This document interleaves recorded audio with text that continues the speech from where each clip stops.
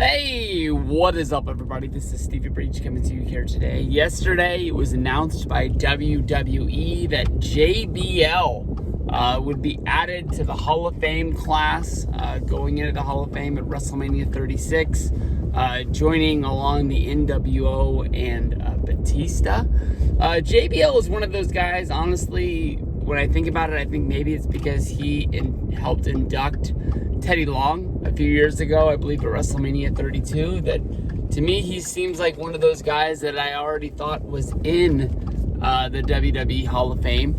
He had one good hell of a run as a wrestler. I think most people immediately think of his run as the champion of SmackDown. Of course, you have to sort of remember the thing that Paul Heyman said to him at the No Way Out. No, it wasn't No Way Out. One Night Stand pay-per-view, that the only reason why he was champion is because Triple H didn't want to work Tuesdays.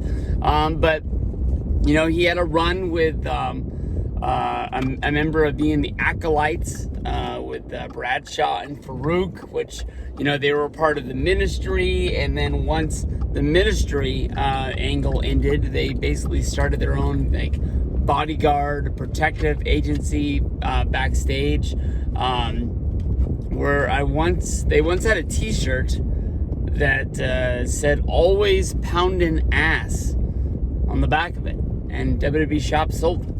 And I'm not 100% sure, but I think I owned it.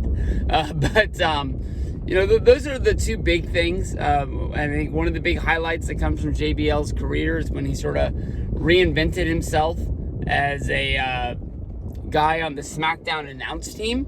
A guy that likes to talk as much as JBL, especially as a heel.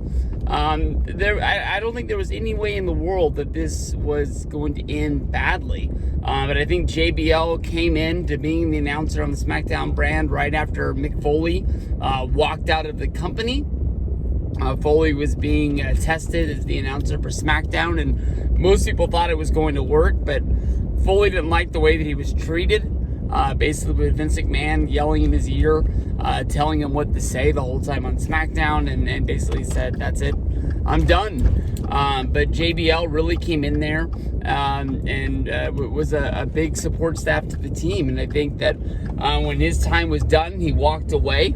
And I think what ended up bringing him back, if I remember right, was the Jerry Lawler heart attack, where they needed somebody to fill in, and JBL came back, and then he shortly became a piece of the announce team. And I don't even really know when he phased out. When I was getting ready to make this video, I was thinking that he was on the SmackDown announce team now, and I can't really remember the last time he was announcing on wrestling. Maybe when all the restructuring happened shortly before the brand split and the draft and all that jazz. Maybe that's when he sort of got phased out. Of course, most people remember, you know, the NXT announcer who left the company because he was being, what was it? He was being hazed by him or something like that.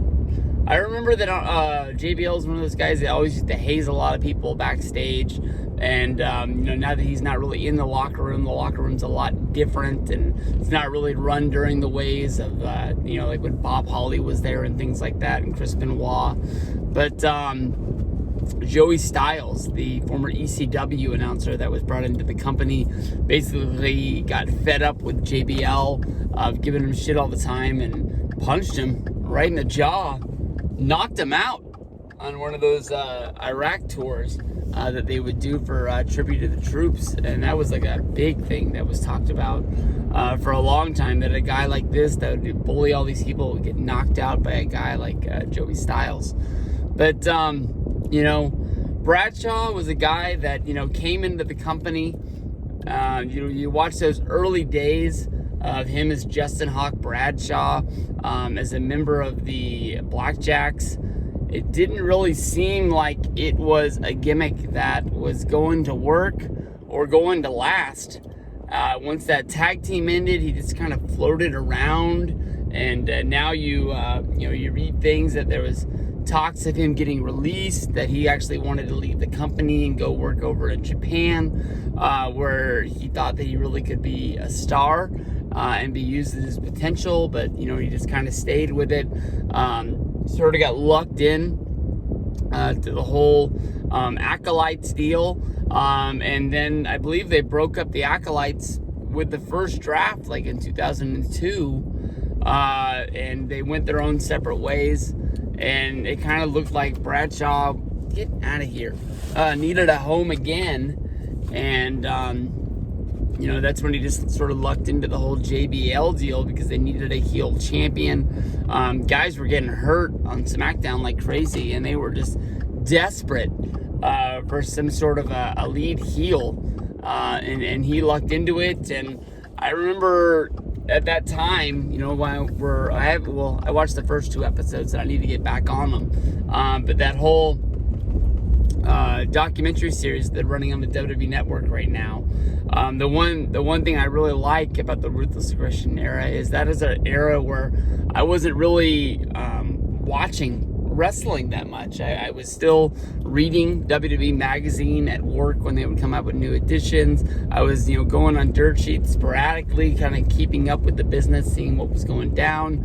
But when I would look in those WWE magazines, and I would see sort of like the pay-per-view posters, and I would see JBL on them.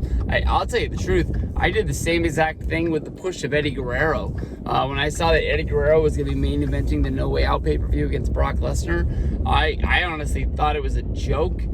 Much like how, at that, I believe it was a Royal Rumble, where they had Mark Henry against Brock Lesnar. I can't remember what pay-per-view it was, but they did Bob Holly against Brock Lesnar. I just thought maybe they just needed an opponent for Brock, and they just figured people were going to watch no matter who it was. And it is what it is. But, that JBL run just kept pushing. He was a champion for, I believe, close to a year before dropping the title to John Cena. And, of course, that started the real ascension of Cena once he took that title. He made it his own. That's where the spinner belt came from. And, he's the guy that, wasn't really a transitional champion. But he was the guy that handed the belt over to Cena and got that going. So JBL going to the Hall of Fame. I know that there's some people that are going to be, going crazy about it, just basically saying that he was a jobber that didn't deserve it. But I think there's enough things in his past that you can say, like, he deserves to be a WWE Hall of Famer. It's not that he's just a guy that, gets along with Vince. He is a former champion. He's a damn good announcer.